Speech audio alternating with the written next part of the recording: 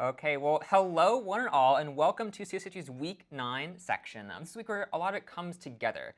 My name is Carter Zanke. I'm the course preceptor here on campus, and the goal of these sections that we host online is to help you bridge the gap between lecture and this week's problem you'll be working on. In this case, we're going to build your own web application using Flask, and so today we'll dive into these three topics here. Flask and Jinja, how we can use forms in our websites, and how we can work with databases and build more dynamic applications overall. So I thought to kick things off, we do what we normally do, and maybe on the count of three, we'll all unmute and say hello, just give a big chorus of hellos to kick things off. So on the count of three, we'll do 1, 2, 3. Hello! Hi everyone. Hello. All right, it's so good to hear all of your voices here together. And again, our goal today will be to go through these three topics right here. And again, this is designed to be interactive. So if you have questions about these three topics as we work through them, please feel free to message them in the chat or chime in when I ask for responses here.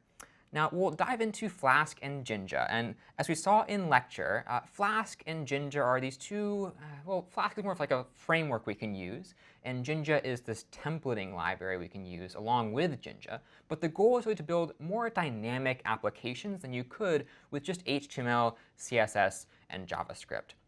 So we saw those three languages, HTML, CSS, and JavaScript, in the prior week, week 8.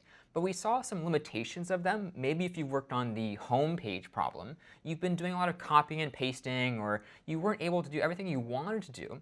Well, Flask comes in to help you build something that is going to be more dynamic for you. And one of my favorite examples of this, of a more dynamic website that Flask can enable us to build, is something like this one right here, libraryofbabel.info. And you can actually go to this site. This site is based on the book Library of Babel by Jorge Luis Borges. And in this book, this author imagines this library that has all of the possible stories that have ever been written, the stories that have been written before us, ahead of us, currently right now, because every book contains these random assortments of the 26 characters. This is an infinite library with infinite books and contains all the possible stories that have been written or could be written. And we can actually kind of build our own website along the same. But let's check out this one just to be sure. So you can go to this URL right here, libraryofbabel.info. And I'll do the same over here on my computer. I'll go over here. And you might see a home page like this if I zoom in for you. And you can see we can browse this library to see what is inside of it. I'll click Browse here. And maybe I'll choose to go to like the first section of this library. I'll go to section 0 down here. I'll click on it. And I see I'm in this room with 4 walls around me. So maybe I'll click on this wall, wall 1. And I'll see this shelf of books, right? And I'll look maybe just at this third shelf, just randomly now. And I'll go down to, let's say this book right here. Just pick one randomly from the shelf. And you'll see that I have this page full of just lots of random bits of text, right? But the idea is there are so many books in this library, full of so many pieces of random text, that all the stories that could possibly be made are somewhere in here. And so if you take my word for it, we actually go to the search function for this website. I'll go back to the home page here by going to that / route. And I'll go down to search at this point. Maybe I'll search in this library.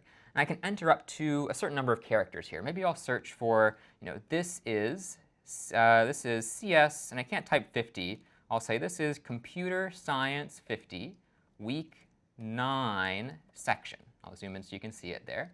And I want to find out where is this text in this infinite library of books. So I'll go down and I'll hit search.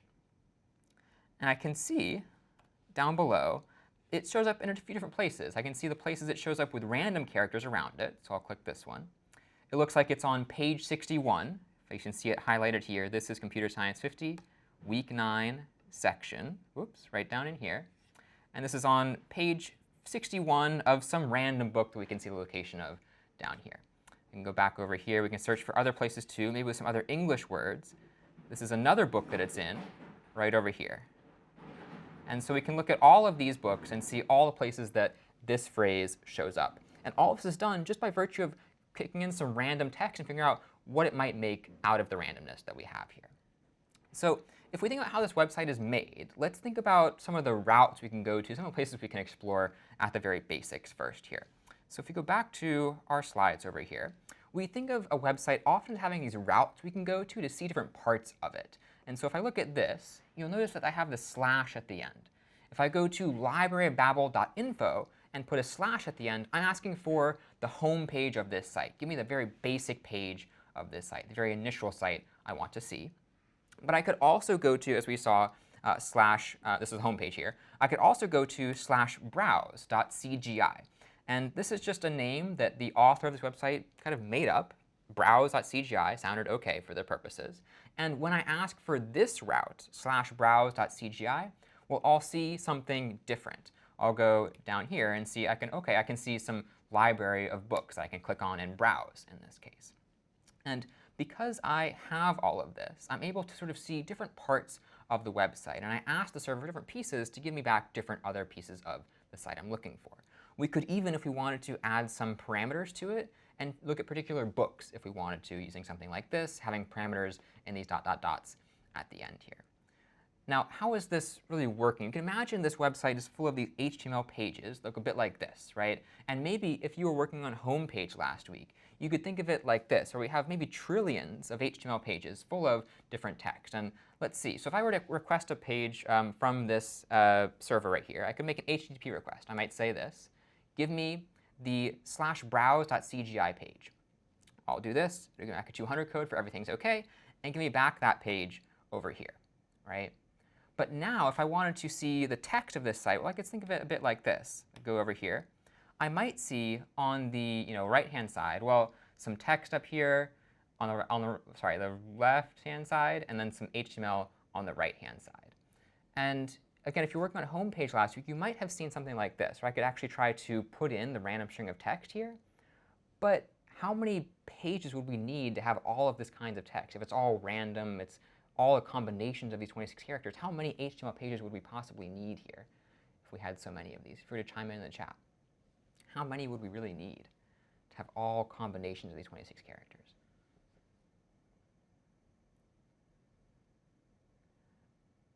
I'm seeing a lot. We need a lot of pages, right, for all of these 26 characters, all combinations of them. And so if we had trillions of these pages, well, that's not very efficient for us. And what we could do instead, probably better, is we could actually have a single HTML page. And we could just kind of slot in some random string of text to that page using something like Python or Flask in this case. So we could do something like this, where instead of having millions and millions of pages that have all these random strings of text, we could have one page. And we could use Python to slot in a single random string for us, perhaps in this placeholder right over here. So let's actually explore how we could build our own kind of mini version of this website where we can generate random strings of text and see if we find any interesting, useful information from that piece of text. So I'll go to my code space over here. And I've already set up this Flask application. I can zoom in a bit, and I'll type ls. And you can see I have these files down below. I have app.py. I have helpers.py, which is a similar file name you'll see in this week's problem set. I have history.db. And I have a templates folder. And just to sort of refresh our memory, what do you think will go in app.py? I mean, what language is that written in? And what do you think we'll put inside of it, as we saw in lecture? Feel free to chime in the chat. What will go inside of app.py? So I'm seeing Python, Flask, right? Yeah, this is where we're going to write some of our code that will be written in Python, and we'll use the Flask library inside of app.py. So I can open that up a little bit. I'll code app.py, and we'll get just a taste of what this is doing for us, which we'll explore in much more depth later on. OK, this is our basic Flask app. Now, though, I also have history.db up here. And knowing what we know about .db files, what kind of file is this? History.db. It's a database, right? So we have some application, app.py, we'll write our Flask code. And we also have this database called history.db. And inside of templates, what do you expect we might find? If I were to cd into templates to look inside? HTML, right. So I could cd into templates here. I'll type ls to list my files. And I'll see two HTML files, index.html and layout.html. So let's get a feel for what this is doing for us already. So I'll type ls to see my application files here. I'll then type Flask run to run this application. This is different from HTTP server. I want to run this application using Flask. So I'll do Flask run, hit enter.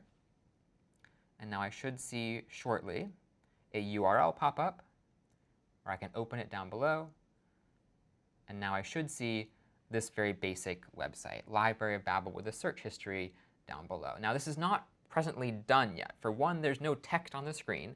Ideally, we'd want to have some random string of text we'd actually generate every time we visit this site to see if we get any meaningful words from it. So if we look at our application here, I'll go ahead and open up a new terminal. And I will get back to my library folder. And I'll code app.py to pull up this file. So here is our very basic Flask application. If y'all can see at this text size, let me know if you can't. From lines 1 through 4, what would you say we're doing here? If we were to break this down top to bottom, what are we doing in lines 1 through 4? What's the purpose of these lines of code, just in general? Seeing some imports, other things you might think too. Setting up library access, yes, definitely. So here on lines 1 through 4, we're simply telling our application, these are the libraries we're going to use in our program. Pieces of code somebody else has written for us, we'll use these in our application. Notice how I'm using the CS50 library here to get something called SQL. I'm using the Flask library here to get something called Flask also, and also this render template function and something called request. And I also have from helpers import random string. So notice how I had back in my list of files here, helpers.py. Well, I could open up helpers.py here to show you what's inside. And I do have this function that I defined called random string. And if I give it some variable called len, some argument called len, I'll then get back a random string that has that length of characters. So if I said random string 500, I would get a string of 500 random characters. And I made this myself, but instead of putting it inside of my app.py, what I did instead of like copying and pasting this into app.py, is I said, well, I want to keep things separate here.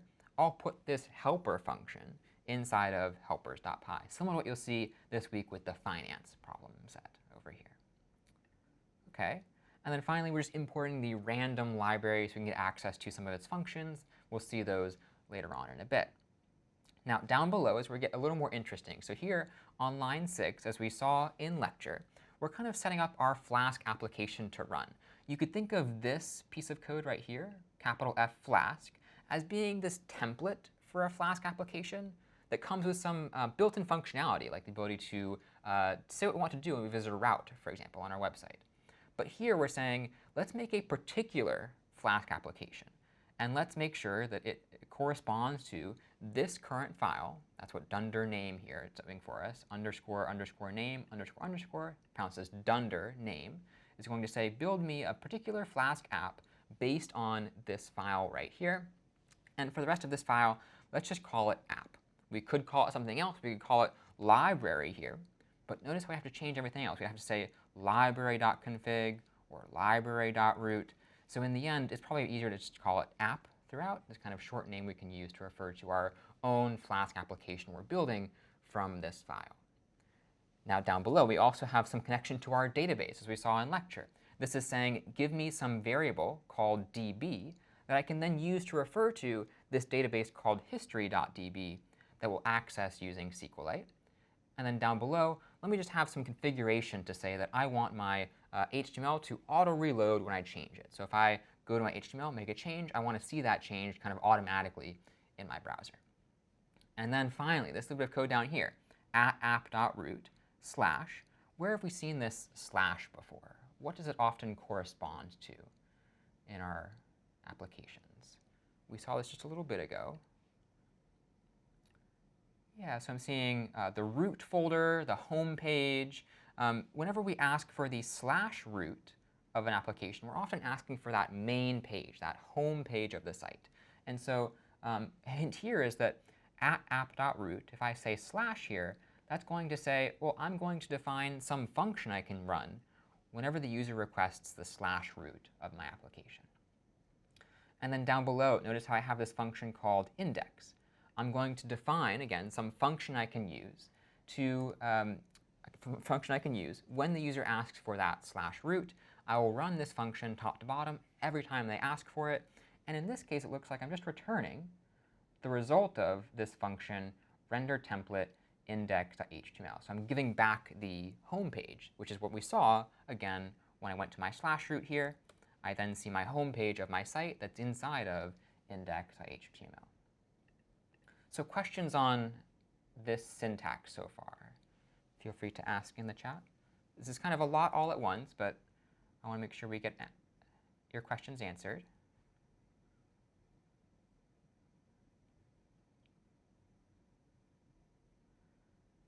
OK. So feel free to keep putting questions in the chat. And I see one coming in. Where are the imported libraries actually imported from? So presumably, these libraries are somewhere on your computer. And in fact, they're probably in some kind of special folder for Python. They might be even brought in from the web a little bit. I'm actually not quite sure exactly where they are. But they are somewhere, right? And Python's getting them from some place. So I can't answer your question in particular, but you can probably look it up online and figure out where are you importing these things from. I can tell you, though, that, for example, from helpers import random string, well, that is being imported right from this file called helpers.py that we see is right next to our app.py right here. And a question about what is dunder name doing? Dunder name referring to underscore underscore name underscore underscore. That is simply a special Python variable name that refers to the name of this file, app, right?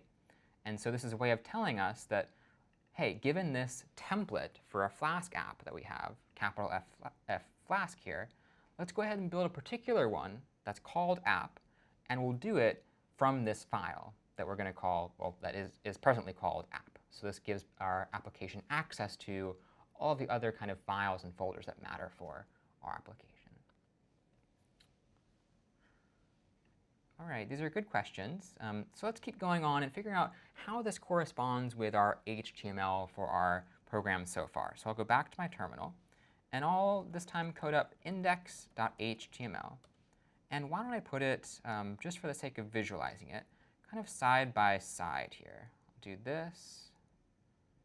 Oops. Let me move this over here. There we go. And now we can see our Python code right alongside our HTML code. And this is helpful because often when we're working with Flask, we do want to have some kind of correspondence between our HTML and our Python code. In some cases, variable names will matter. And if we're talking about trying to insert some text to our HTML, well, it's important to sort of visualize those things side by side. So we'll do that from here on out, assuming you all can still read the text size here. So if we visit our page and I refresh it, I don't really see any piece of text, right? But again, our goal was to sort of insert this piece of text so we could actually see it come to life, and we could regenerate some new text every time we visited the page. Well, if I wanted to generate just a random string of characters, I could use that. I could do that using my random string function up here. So let me try to use that. I'll go to index function down here, which again is called whenever I visit that slash root. I'll put this to the side for now. I'll come down here and I'll say I want to get a string that is going to get me the result of, in this case, random string.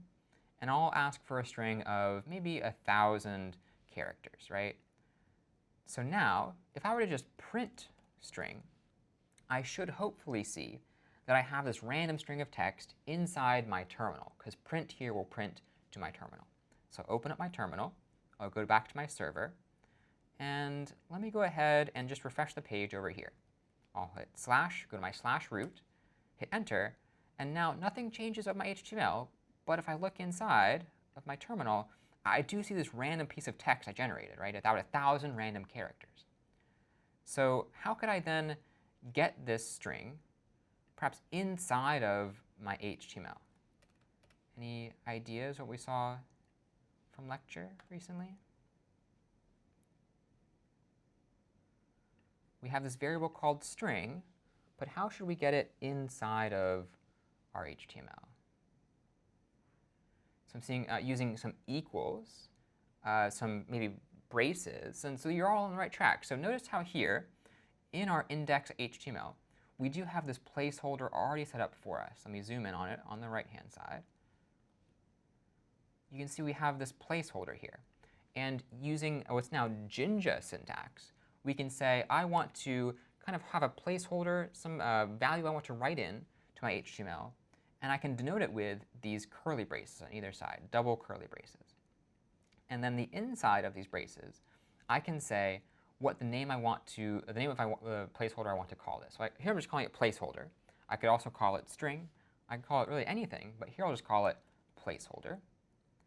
Now, if I wanted to pass in string to be kind of interpolated or put inside of this HTML, I could do this. I could say, when I call this function render template, let's go ahead and make sure that placeholder gets the value of string in this case, as somebody in the chat has already noted.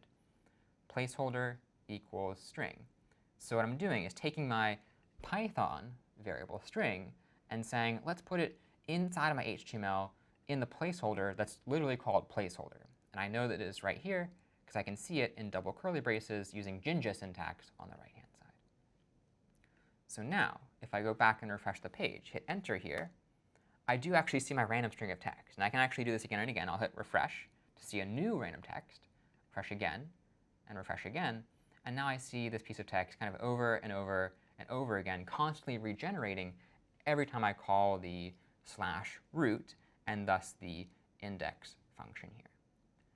So what questions do you have on this so far, on how we're kind of interpolating or adding in some of our variables from Python to our HTML?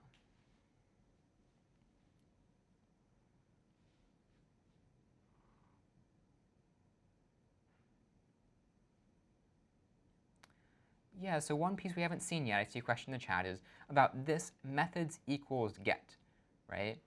So here, when we define a route of our application using Flask, we're saying, here's what the user can type in the URL to run this function down below.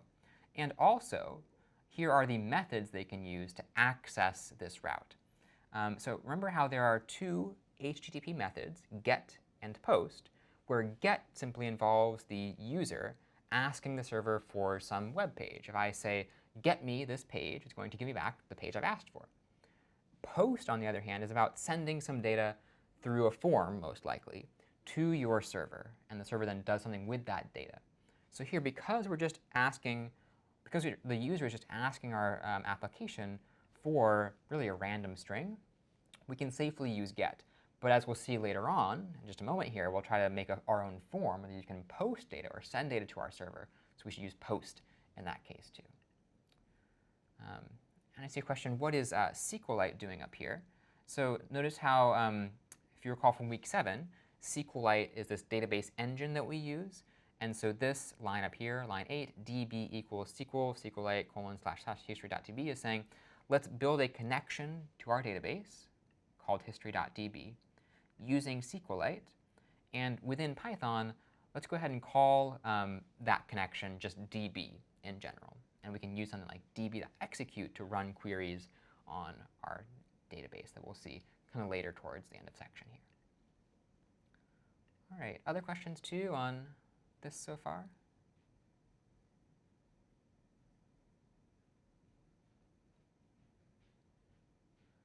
All right. So let's keep going here. And maybe one thing we'd like to do is actually have more than one variable inside of our HTML. So let's say I went up here, and I went down to, I don't want to call it library of Babel. Maybe I want to just call it library of some name I can pass in. So to update this, what could I do to the end of render template? I have this placeholder called name. And it's a placeholder because I have braces, brace, brace, brace with name on the inside. So how could I then update this here? Anyone want to chime in the chat? How could I substitute a name in here?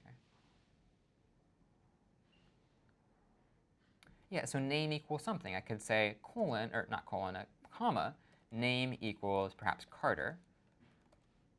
So I can see that. And then I'll go ahead and go over here, refresh the page, and now I see library of Carter.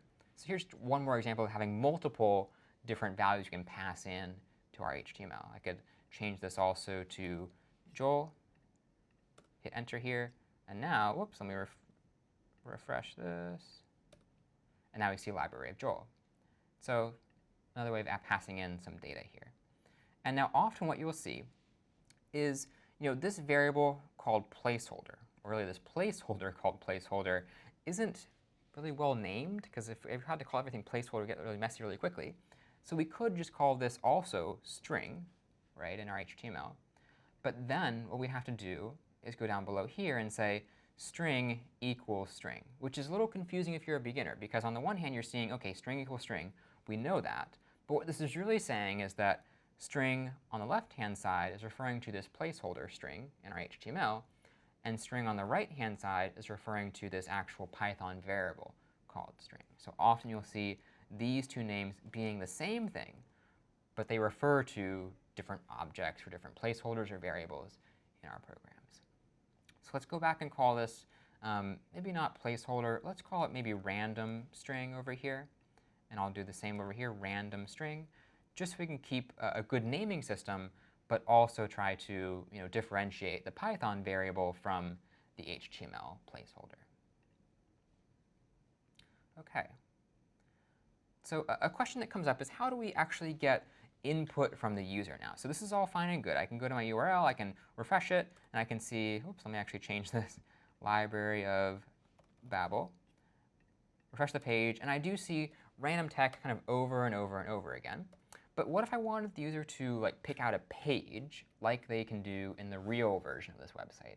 They can go to page 10 or page 410. They can see the same thing every time. Well, to get input from the user, we'll often want to have a form in HTML. So a form is going to look a bit like this, where a form is comprised of this open form tag and this closing form tag. And any ideas as to what often goes inside of a form? This form is blank. We don't see anything. But what goes inside of a form? Maybe a table, some input, other things too. A submit. What else might go inside of a form? A button, a label. Yeah, there are lots of things we can add to a form. And to add them to our forms, we usually put them inside of these opening and closing tags here. So form, the opening tag, and slash form, the closing tag. So what I'll do here is I will kind of add this input of type text and this button of type submit. Now, the default type for an input is text, and I believe the default type for a button is submit. But here we're just spelling them out kind of deliberately here, where if I were to render this HTML on the left-hand side, I might first see this input box. And that shows up as this input box on the right-hand side, someplace I can type some text. And then I might also have this submit button over here. It looks a bit like this. So together, these pieces are part of my form. And when I click this submit button, what will happen is my data will go somewhere, wherever I tell it to, so long as I specified the right things. And now what actually is missing from this form? We have our input, a button to submit it. But what are we missing perhaps in the top form tag? So seeing an action, right? An action and a method, where if we have some data, perhaps in our input, and we click submit, well, there's really no place for that data to go yet. So we should really specify where that data is going. So I might do this. I might say, also, make sure this form has a particular action and a method. So to get our minds around what this action is, notice how we see the slash here again. So this action is telling us which route we want to actually send our data to. Is it the slash route, the slash browse route, or a different route altogether? And then the second one, the request method, is saying, well, how do I want to make that request? Should I do it via post or via get? And now, what might be one difference between using post and using get with a form? Maybe chime in the chat. What might be one difference if we used post versus get to submit our data via the form?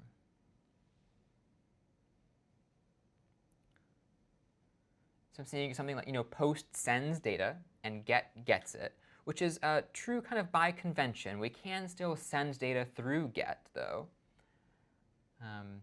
One is shown in the URL, and the other is hidden, which is a more kind of apt description here, where we're saying, if I send data via post, that won't show up in the URL. But if I send it via get, it will show up in the URL using these URL parameters. And so post is good for when we're kind of sending data to the server that we don't really want other people to see. Or even when we don't really care if people see it, post might still be a good method to use. So let's try building up our own form here. Let's go to our HTML and see how we have a to-do here. The to-do is to implement a search form. So if I wanted to make this form, what could I do? I could go ahead and do form, and then I need to have some kind of text input for like the page number the user is inputting. Let me actually make this over here and make it a little bigger. What kind of input element should I make here? Any ideas from the chat? What kind of input element do I need to get a page number? I could use a label. Yeah, so I think I'm seeing something a bit like this. So input, and the type should be, in this case, let's just stick to type text, assuming the user can type in some text. We could also, if we wanted to, make this a number, but let's stick to text for now. And down below, we might also have a button to submit this. I'll say button, and the type of this button is a submit button. And then on the inside, I can say whatever I want the button to say. I could say submit, or I could say go to page. And now if I refresh my page, I should see my very own form up above. And let's just check. I could change this to maybe number here, refresh. And now I can actually have these up and down arrows for the page number. Here, though, we'll actually just stick to text just to keep things a little more simple here. And now, what am I still missing from this form? We have our input and our button. What have I maybe missed out on? The action. So I'll say action equals slash, because I want to send this data to the slash root. And the method in this case will actually be post. I want to use a different method. And notice how in HTML, actually, these methods are lowercase. Instead of get capital or post capital, we use post lowercase or get lowercase. OK. So now, with this form, I can go over here, refresh the page, and I'll go to maybe page 10. I'll hit 10 here. And I'll say go to page. But I get method not allowed. So what have I also not done yet? I've made my form. It submits via post. But what have I not done yet in my Python?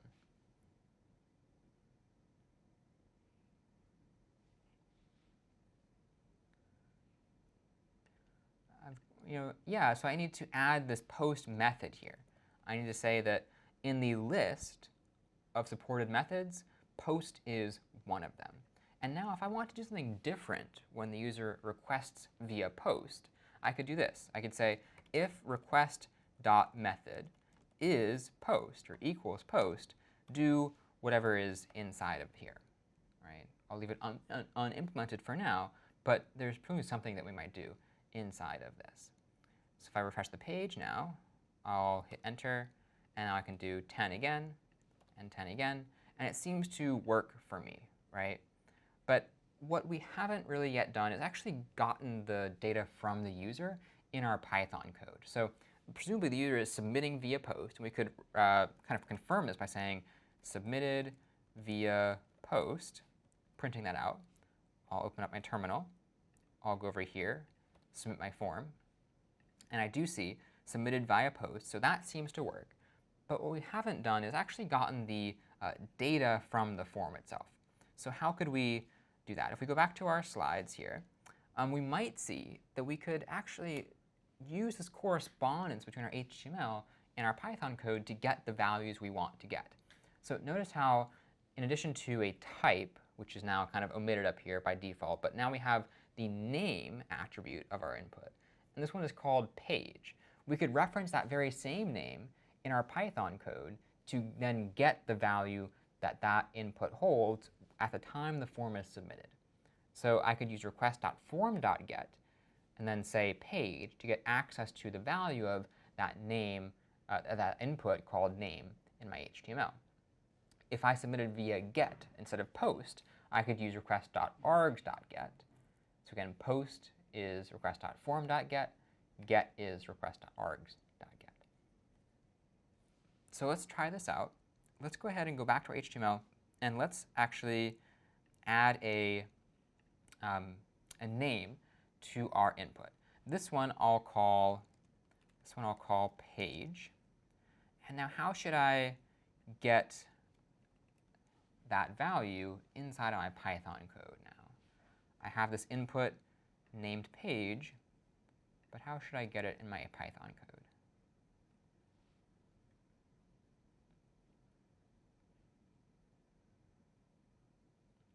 I can use something like the get function, but more specifically, what kind of line should I write?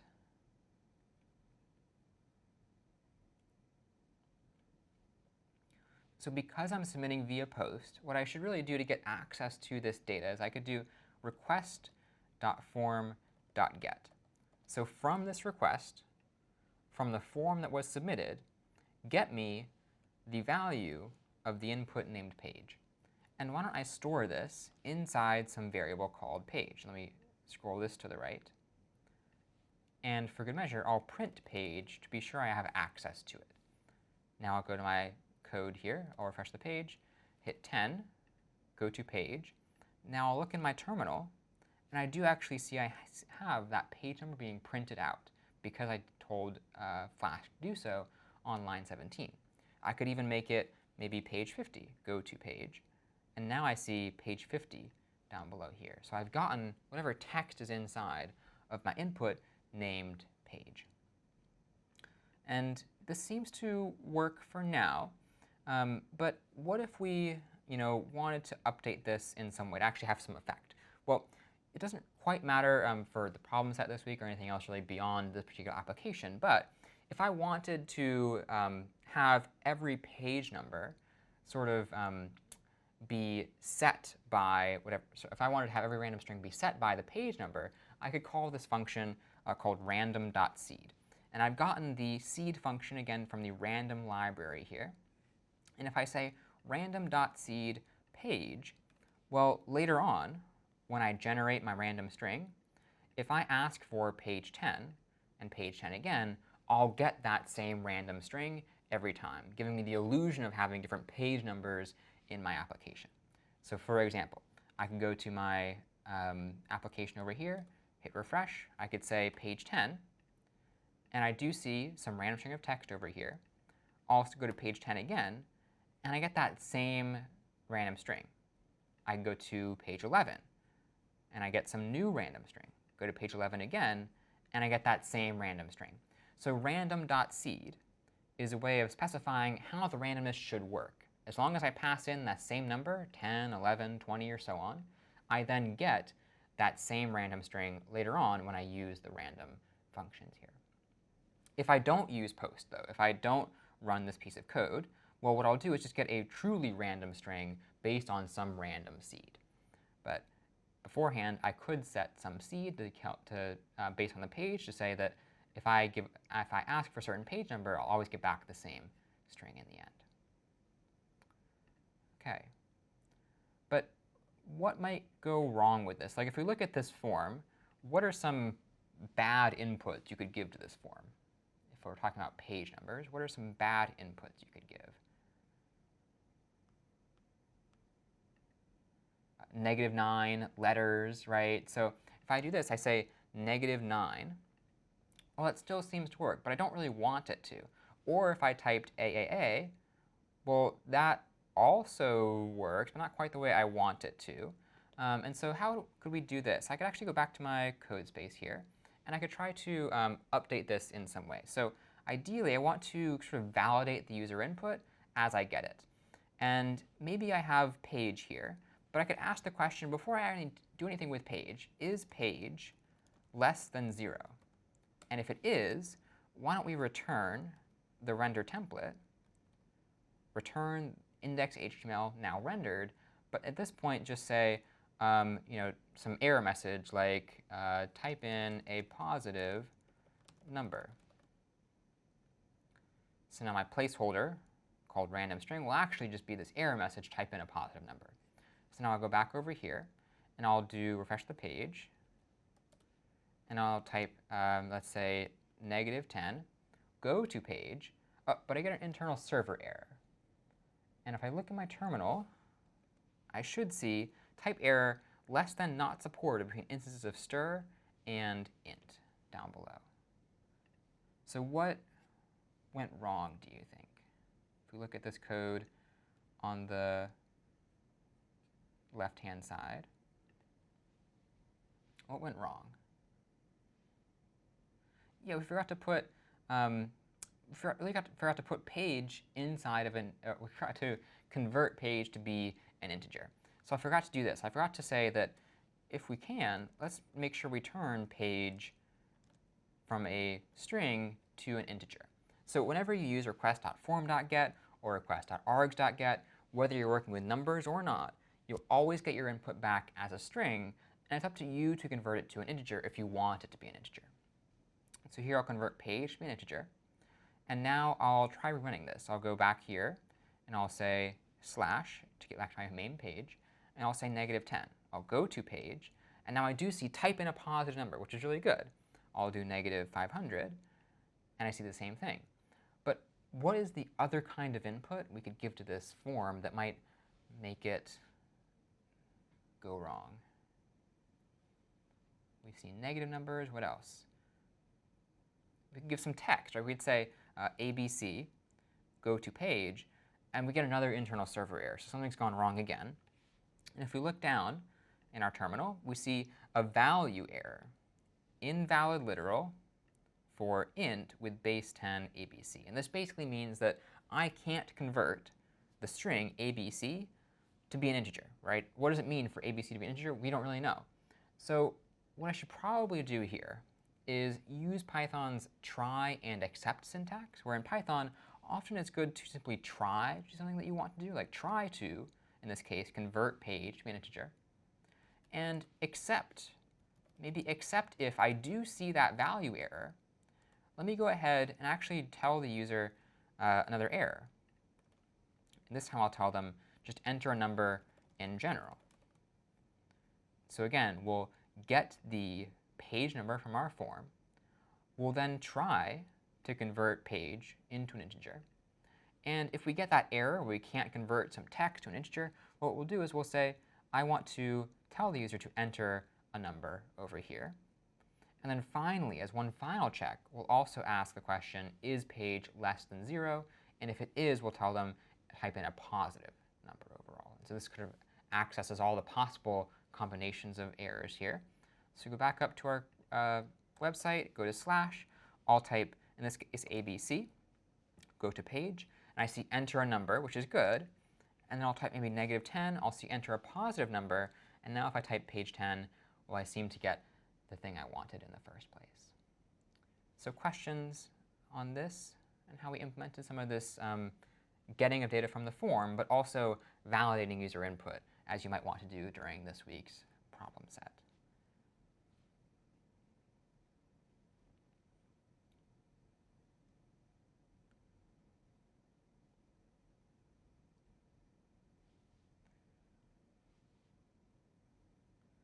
OK, seeing, I'll wait just 1 minute or so.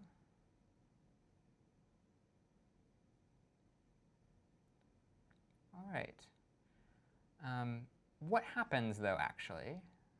Maybe there's one more thing we should take care of.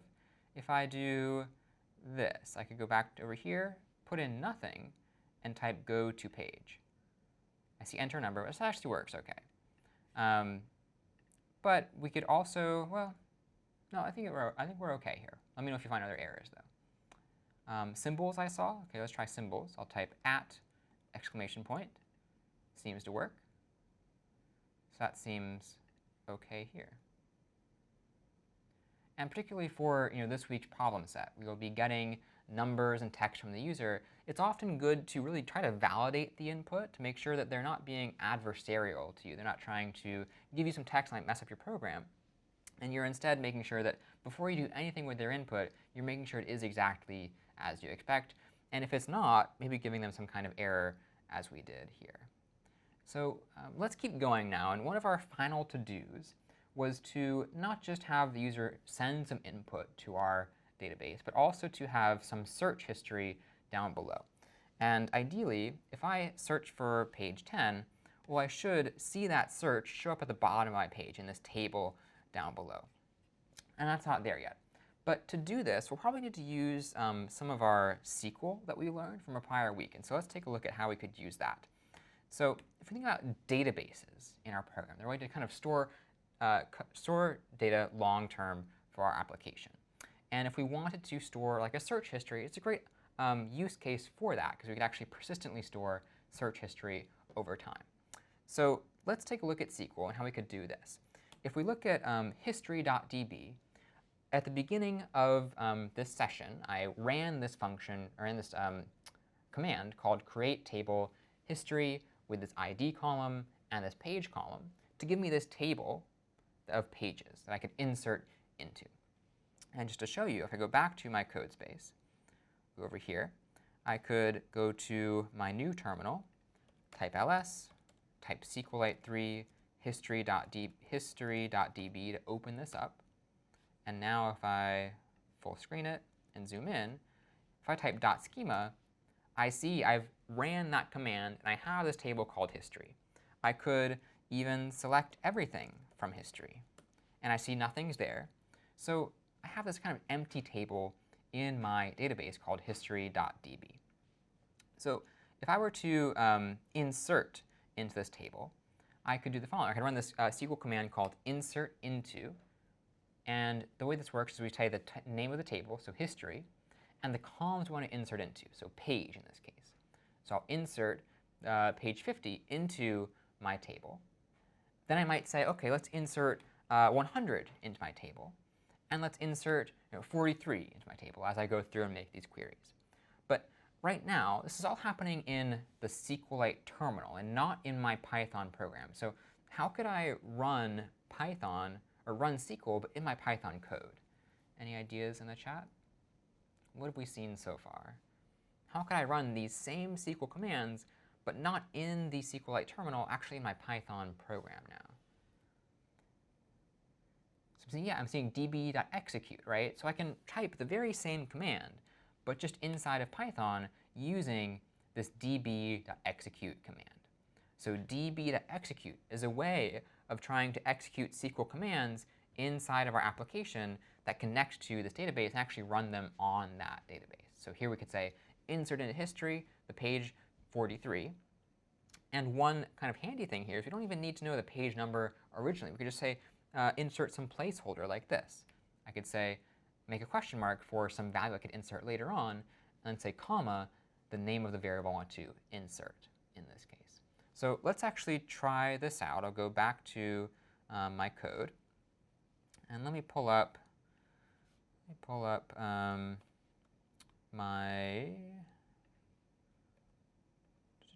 me actually exit from this. No, I'll keep that up. Let me go back over here. I'll cd into library, and I'll code app.py. And now I see I'm kind of back in my view over here. I want to insert the page number every time I go to this /root and submit the form. So ideally, when I'm in this post route, I want to keep track of the pages that the user has requested. So once I know that I have a valid page number right down in here, let me zoom in a bit, what could I run to insert this page number into my database? I know I can do insert into history, into the pages column, some values. But what do I want to actually type here to run it inside of Python? This is not valid Python code yet, but how could I make it so?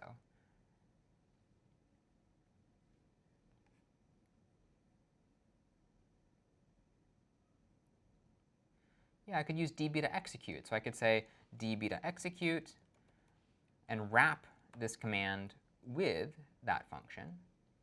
And then to fill in this placeholder here, this question mark, I could go ahead and say I want to put in page for that right here. So now, if I look at this entire command, I'm saying execute on my database, which I defined up here, history.db using SQLite, execute on that database this command, insert into history in the pages column this value here. And what is the value? What's the value for page? And we know page is a page number the user has submitted. So let me go back to my application, refresh the page. This time I will type page 10. I'll go to page. And if I scroll down, well, I don't see anything. And that's because my HTML, I haven't actually rendered this. Like I just see search history, but really nothing else over here. But if I go to my SQLite connection, my SQLite terminal here, and I type select star from history, what do you think I'll see in this case? Feel free to type in the chat. What do you think I'll see when I type select star from history now?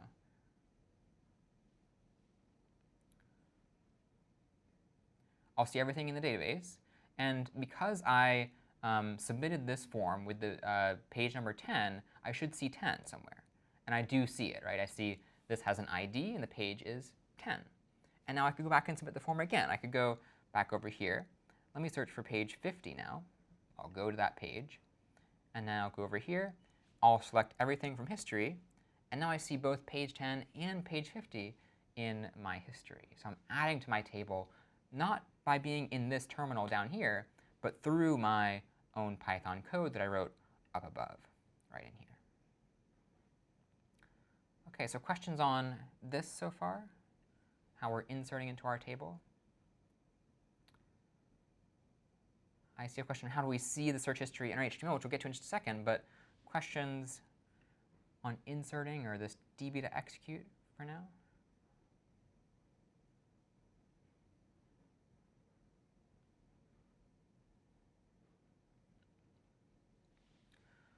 All right, so let's keep going then. And our last step is really to try to show this search history in our HTML.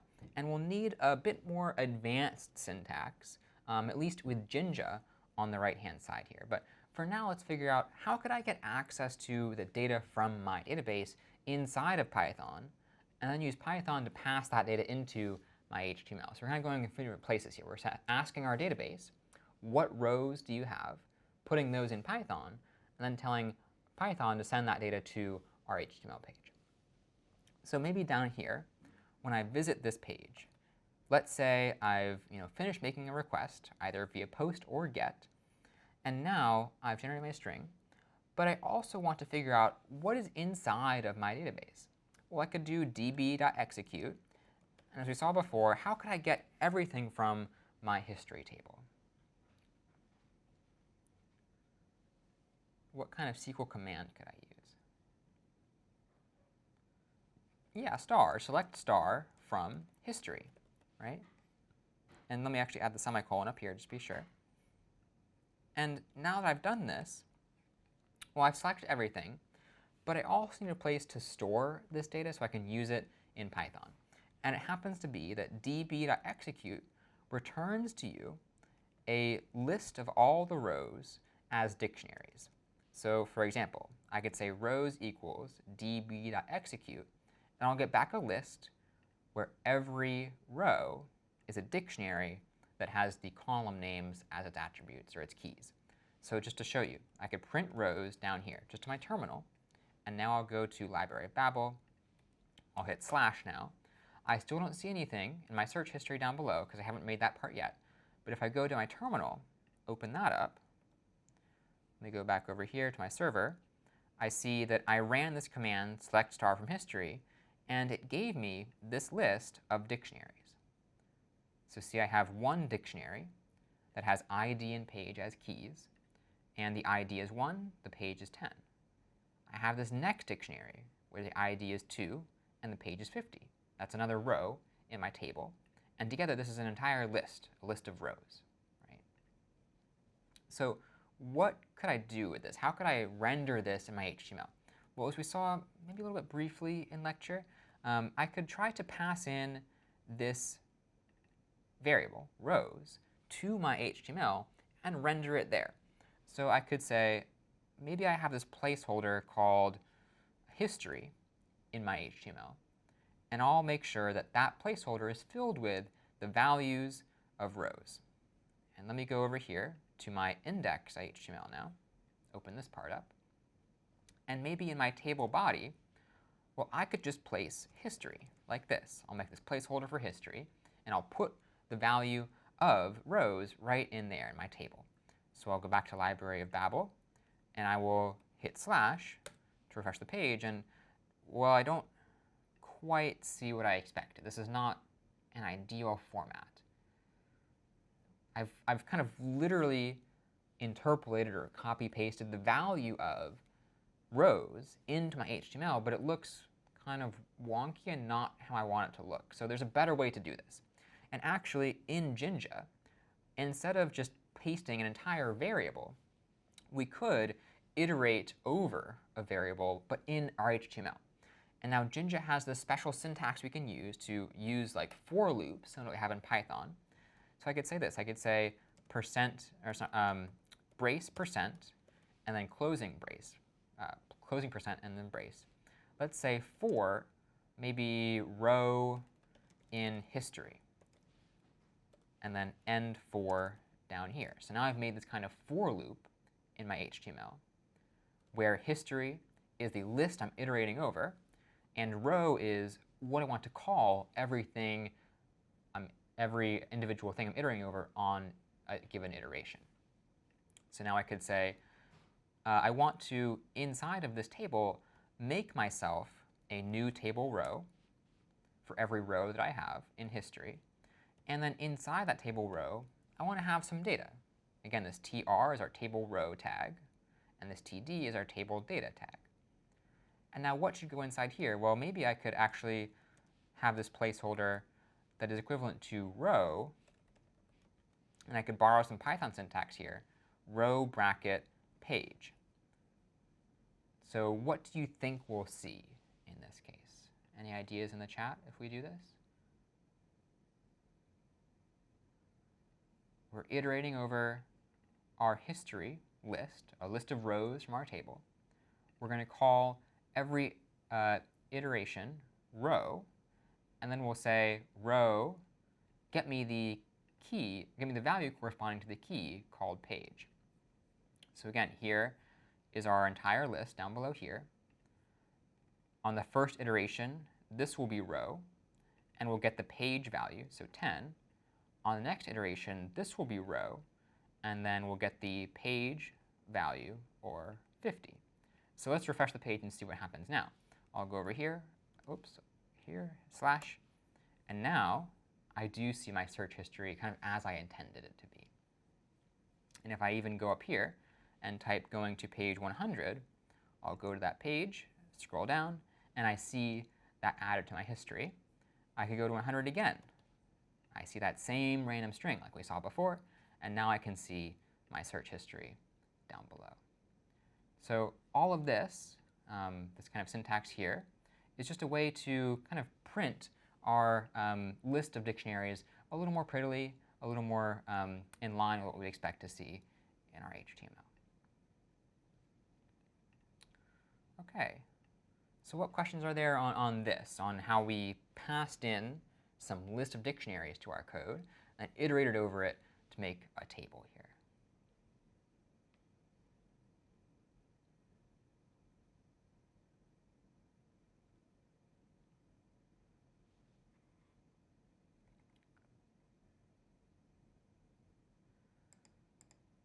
OK. I'm seeing a question showing the back end to the front end is not insecure. How do we hide that? So the key thing to remember here is that this app.py is kind of like what we call our back end, something the user never really sees.